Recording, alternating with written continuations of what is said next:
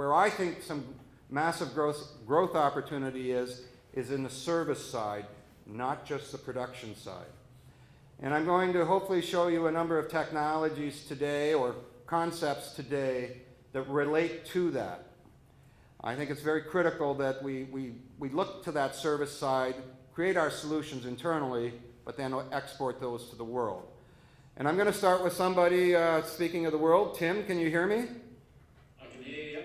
Well, so Tim is the head of LRIC. That's our Laura Livestock Research Innovation Center, working to create what I'll call our next generation of research in our livestock and poultry industries, where environment, energy, it's more than just pure production, and putting that whole package together. And he himself has come up with a company and a concept, and the company's name is Be Seen, Be Safe, and it's a solution for our industries, but again, a solution for the world. When we look at the financial cost, we're talking 300 million plus in BC and Canada in 2004 as a result of avian influenza. On January the 31st, 2014, the PED virus had collected probably an estimated 4 million piglets. And in Ontario, yesterday I received an OLPC bulletin from Ontario Port saying that 25 farms have confirmed positive, and we know that we have confirmed cases in Quebec, Manitoba, and PER. How does Be Seen, Be Safe work? It's very simple. It's a software program installed via a one-time download of an application onto a mobile phone or GPS device. You only need to do this once. The app runs in the background on the phone and records movements in and out of agricultural properties by responding to predefined geofence boundaries. You just need to have a phone or a GPS device that is enabled to be able to read a geofence as it goes through it. And that is all the new smartphones and most of the GPS devices that are now currently being used in trucks logistics systems. In fact, Be Seen, Be Safe is now available for use on 97% of all smartphones and tablets. It can be downloaded onto those. What happens is, as somebody crosses the geofence, the producer or the owner receives immediate notification of who is on the property, and the service provider, whoever is driving onto there, also receives a custom notification from the property. The producer's owners can at any time check and download visitor records from an SSL secured personal login on the Be Seen, Be Safe website. The service providers, they have access, same secure access to their records through their own personal login. It's a very, very private system, no different from the visitor record book. Nothing is recorded outside of the farm or the geofence that you're crossing. How does it work? Well, information is collated and analysed based on the risk-prioritised farm movement to predict disease spread in real time.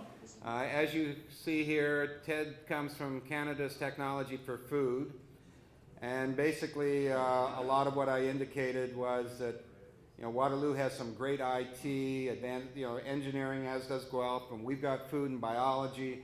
How do we do those intersection of disciplines to solve the problems of the food industry?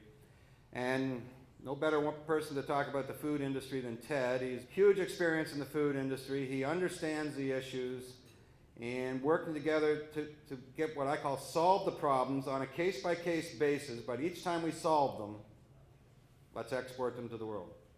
Ted?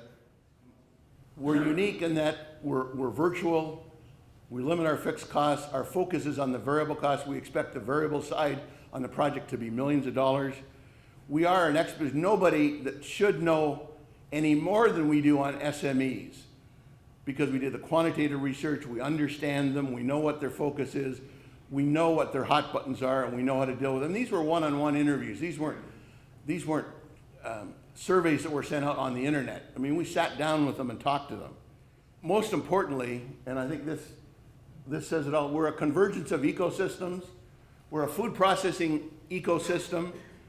We have a advanced manufacturing technology ecosystem, and we're combining that to a technology for food ecosystem that will drive advanced manufacturing technology into, obviously, the food system. This whole thing works because of collaboration among food processors not on the same project, but understanding that this is what we need, working with technology integrators, working with universities, working with fabricators, that's really important. And it's really different the way where a Maple Leaf Foods would collaborate versus a small and medium-sized business would collaborate. And collaboration really is a key success factor, and it involves people, and that's a really important piece. The critical metric is commercialization. You know, we want to make it easy for our food processors or technology integrators to collaborate, and there's a huge untapped opportunity in the food business, whether it be producer side, processor side, total supply chain side, there's huge opportunity for us. And I see only good things for food processors and producers in the future. And I'm going to ask Mike McMorris to come up. Mike is from Bio. Mike, I first met when you were head of the Cattlemen's, or executive of the Cattlemen's Association, and then on to Bio, which, as you notice, he says we don't need a name, we just call ourselves Bio because they're no longer just Beef Improvement Ontario, but it is a farmer co-op, if I'm correct. And in my opinion, they've come up with some one hugely unique technology, and more importantly, they're thinking globally. I know you've been in Brazil, I know you've been in Malaysia, and they're doing business around the world. So here we have our Beef Improvement Ontario in Malaysia, Brazil, and so we help people capture and tell the story about either their animal or now more recently, like in the last couple of months, their product from that animal. So the reason I'm highlighting a lot about tags is because everything